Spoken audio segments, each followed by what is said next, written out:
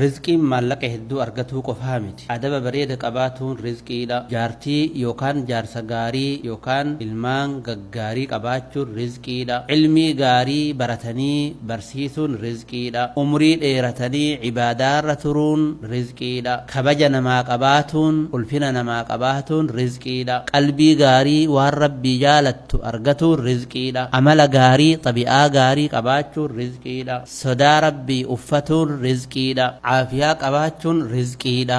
Rizqii yoo jennu horii qofaami jecha. Wanni rizqii lakkaa'anii hin dhumu. Waahila gaarii qabaatuun rizqiidha.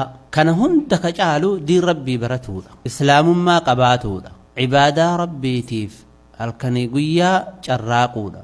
Jaalala rabbiitii fi jaalala rasuulaa qabaatuudha. Hunduu rizqii rabbiiti. Rizqii rabbii tahuu ofirratti beeki. Akkasitti adaa rabbi rizqii baay'ee naa razzaqee waan hiree guddoo naa hiree rabbiin kiyya jedhiiti. Rabbi kee galatoonfadhu. Alhamdulillaahi rabbil aalamiin.